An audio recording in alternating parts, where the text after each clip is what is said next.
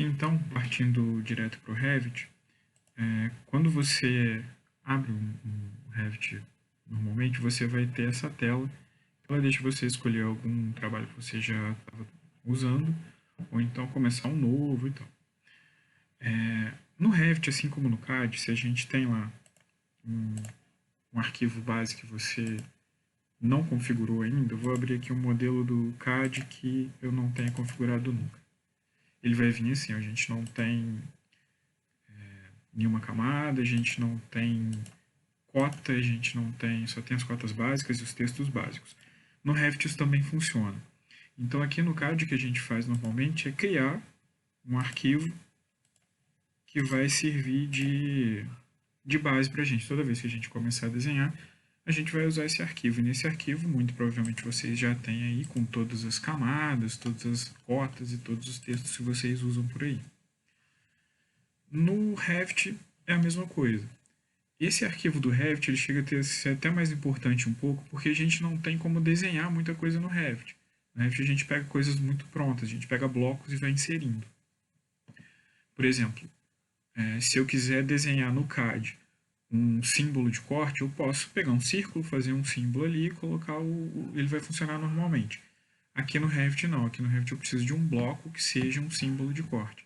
Então, usar esse arquivo que eu passei para vocês, que é o arquivo básico, vai ajudar nisso. Vou simplesmente clicar 2 vezes nele aqui para abrir. E o Revit vai perguntar se você quer atualizar esse modelo. Atualizar o modelo significa o seguinte, eu vou escolher atualizar, claro, enquanto ele vai atualizando, eu vou falando para vocês. Atualizar o modelo, ele vai pegar um arquivo que provavelmente foi criado num Revit anterior e vai trazer para o Revit atual. Se você escolher não atualizar, ele não vai abrir o arquivo. Então a gente tem que colocar para atualizar e aqui ele vai ter aberto como se fosse aquele esquema do CAD, ter aberto um arquivo para a gente usar como base. A interface do Revit ela é muito parecida com os outros programas que a gente está acostumado a usar. Ela vai ter aqui em cima essa série de abas, que a gente não vai usar todas. A gente vai ficar basicamente na arquitetura, massa e terreno e vistas. E aí, cada vez que você clica numa dessas abas, vai abrir essa fita aqui com os comandos que a gente vai usar na maior parte do tempo. A interface aqui a gente tem a área de trabalho, onde a gente vai fazer os modelos 3D, e aqui do lado a gente tem uma janela que é o navegador de projetos. Pode ser que o de vocês não esteja ligado, então o que eu vou fazer aqui vai ser o seguinte, eu vou fechar o meu navegador de projetos, vou fechar uma outra janela que a gente também usa e deixar zerado, porque provavelmente o de vocês vai estar assim, sem essas janelas aqui. A gente precisa daquelas janelas para poder se guiar aqui no modelo e conseguir mexer em algumas coisas. Onde eu ligo aquelas janelas lá que são importantes e quais são as janelas mais importantes para a gente ter. Assim como no Sketch, por exemplo, quando a gente queria ligar alguma daquelas barras de comandos ou alguma daquelas janelas para a gente trabalhar com sombra, por exemplo, a gente precisava ir em lugares específicos. Aqui também. No nosso caso, eu vou clicar aqui em Vista e eu vou clicar em Interface do usuário, lá no canto na direita. O que é que eu preciso ter ligado aqui? Normalmente vai estar praticamente tudo ligado, só tem 2 abas que a gente vai ligar aqui novas.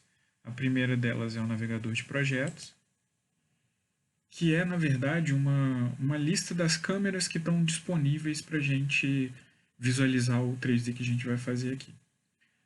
E a outra vai ser a de propriedades. Essas 2 abas, pode ser que elas abram para vocês aí separadas. A minha está uma em cima da outra. Está o navegador de projetos e o propriedades. O de vocês pode ser que ela abra um navegador de projeto em cima, propriedades embaixo, navegador de um lado, propriedade do outro. Mas para vocês mudarem é só vocês pegarem aqui nessa barra azul e vocês vão poder levar para qualquer lugar que vocês queiram. No meu caso, eu coloquei uma em cima da outra. Tá aqui. A gente vai usar as 2. Nessa segunda parte do vídeo, a gente vai usar basicamente o navegador de projetos, que a gente vai ver como se guiar aqui nessa interface. Depois, quando a gente for modelar, aí sim a gente vem para a barra de propriedades. Mas então, lembrando, toda vez que vocês quiserem ligar alguma dessas janelas aqui que tenham sumido, vocês vão sempre vir em vista, interface do usuário. Deixei aqui aberto um pouquinho para vocês verem quais das minhas barras estão abertas. Agora então, vamos entender um pouquinho aqui o que cada uma dessas coisas faz. Eu vou aqui voltar na parte de arquitetura e vou fazer um desenho básico, só para a gente começar a se guiar aqui. Cliquei aqui em parede e estou fazendo um retângulo qualquer, só para a gente ter um objeto aqui que vai ajudar a gente a entender a interface. O que acontece?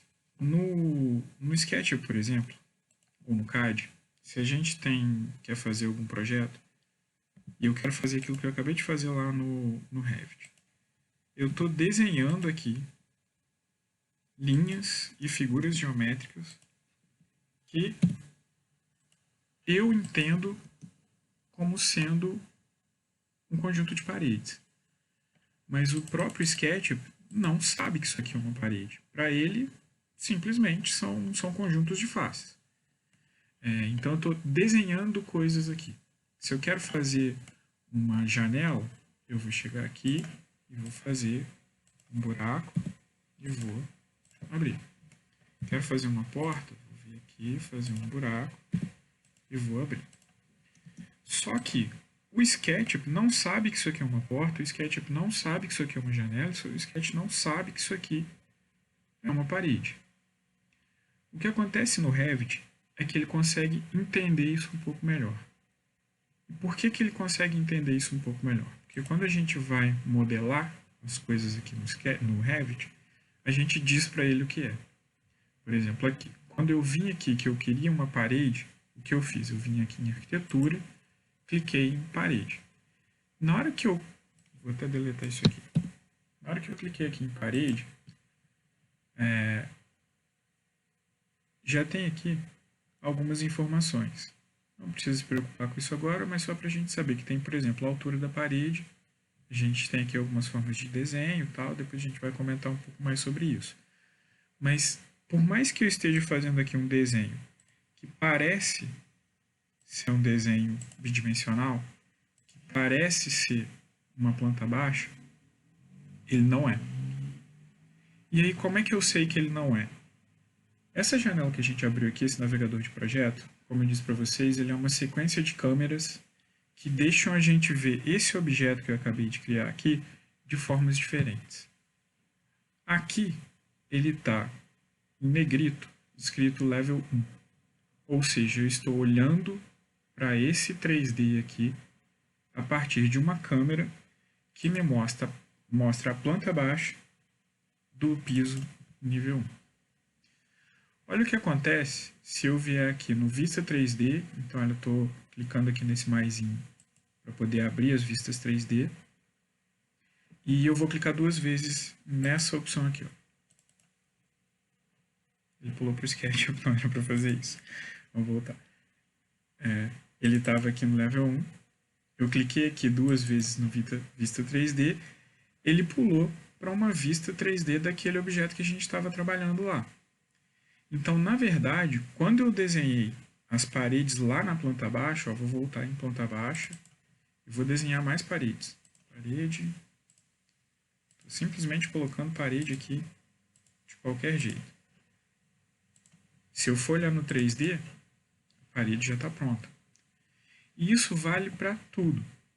Eu tenho aqui, em planta baixa, esses desenhos sendo feitos, e aí eu escolho olhar para ele em 3D. Se eu escolher olhar para ele também aqui, se esse maisinho estiver fechado, através de elevações, as fachadas também já estão prontas. Daqui a pouco a gente vai colocar um corte aqui. Se eu quiser olhar pelo corte, ele também vai estar pronto. E quando eu mexo em algum desses desenhos, na verdade eu não estou mexendo em um desenho exclusivamente. Eu estou mexendo no volume tridimensional que eu estou trabalhando aqui. Então, por exemplo, eu estou olhando por uma fachada. Se eu vier aqui, cliquei numa parede e deletei, eu não deletei essa parede apenas nessa fachada. Eu deletei a parede do 3D.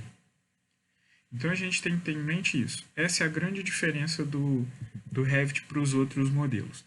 Eu não faço desenhos que representam algum volume, alguma coisa. Eu faço um volume. E os desenhos que vão sair dali são simplesmente formas diferentes da gente olhar para esse volume aqui. Nesse caso, então a gente entendeu aqui para que serve esse navegador de projetos. Eu tenho aqui a área de trabalho e esse navegador de projetos é só uma sequência de câmeras diferentes que vão me mostrar esse objeto 3D de uma forma que me interesse, seja por uma perspectiva, seja por uma planta baixa. Tudo que eu fizer aqui, em qualquer dos desenhos, vou fazer uma parede aqui. Tudo que eu fizer em qualquer dos desenhos, ele já vai automaticamente, vou fazer aqui, fiz essas coisas. Se eu for olhar lá pela planta baixa, eu vou ver que isso já foi feito também aqui no 3D. E aí, o que isso significa? Que eu não tenho mais alguns erros que são típicos do processo de desenho. Se eu tenho lá no CAD, vou pegar aqui o CAD de novo. Se eu tenho essa planta baixa e eu quero pegar, por exemplo, essa escada aqui e levar para algum outro lugar, o CAD não consegue entender que esse elemento escada aqui é esse elemento escada aqui. Então, se eu atualizo esse desenho e jogo essa escada lá para cima, esse aqui vai continuar do mesmo jeito. Se eu não vier aqui e ajustar esse desenho, vai criar um erro entre as duas plantas. Isso é uma das vantagens do sistema BIM, que como a gente está trabalhando com um 3D e os desenhos, a documentação toda, é gerada pelo próprio programa, então não existe isso mais. A partir do momento que eu estivesse fazendo isso no Revit, por exemplo, se eu movimentasse uma escada lá, todos os desenhos já estariam atualizados automaticamente, porque na verdade eles são gerados a partir de um objeto 3D que você modelou. Então essa é uma das grandes vantagens desses modelos tridimensionais usando a ideia do BIM, e o Revit é um dessas ferramentas que a gente tem. Então entendemos aqui a interface gráfica, entendemos aqui um pouco do que é o BIM. Como é que eu me guio aqui nessa interface gráfica? Muito próximo do que a gente faria no SketchUp. Quando eu estou olhando para esse 3D a partir de um desenho de projeção, como uma planta baixa, que é uma projeção horizontal, ou por uma fachada, que é um desenho de projeção vertical, eu consigo mexer nele rolando o scroll do mouse. Então, vou dar zoom in, zoom out. Se eu clicar com o mouse, eu passo a ter o pan, que é o que seria lá no CAD e no SketchUp aquela mãozinha que você mexe no desenho para um lado e para o outro. Isso vale principalmente para os desenhos de projeção. Então, planta baixa, corte, elevação, esse tipo de coisa. Quando eu vou para o 3D, continua a mesma coisa. Rolando o scroll, eu dou zoom in, zoom out. Clicando com o scroll, eu vou mover para um lado e para o outro. E aqui, ao contrário do SketchUp, quando eu quero ligar aquele Orbit, que é para a gente girar um modelo 3D, eu vou segurar o Shift no teclado, clicar com o scroll, e aí eu vou virar o meu modelo para onde eu quiser. Então, cliquei com o scroll, movi com o pan. Segurei o Shift, cliquei com o scroll, eu estou girando o meu objeto 3D. E, obviamente, rolando o scroll, eu tenho o zoom in e zoom out. Agora, vou deletar algumas coisas aqui para simplificar, para a gente começar realmente a ver alguma coisa das configurações. Primeira coisa a fazer, quando você vem para o Revit, é você acertar as unidades. Você vai digitar UN, não precisa dar Enter, porque se você der Enter, ele fecha a janela. Então, na verdade, eu vou digitar UN de unidade e vai abrir essa janela aqui. E eu vou configurar as unidades que eu vou usar. Vocês estão vendo que eles vêm em polegadas, pés e tal. O que eu vou fazer é mudar isso aqui. As unidades estão aqui do lado e aqui eu tenho um botão que me deixa mudar o tipo de unidade que eu vou usar. Essa unidade linear aqui, quando eu estiver trabalhando com alguma coisa linear, eu vou clicar aqui e vou mudar. Está em pés e polegadas fracionados, eu vou mudar para metros. E é bom a gente já mudar aqui também, ó, casas decimais, para 2 casas decimais, porque na hora que a gente for colocar alguma cota, alguma coisa dessas, isso vai ser útil. Então, coloquei em metros aqui, e 2 casas decimais. Ok. Vou para a área agora. Está em pés quadrados, eu vou colocar em metros quadrados e vou ajustar aqui 2 casas decimais. Ok.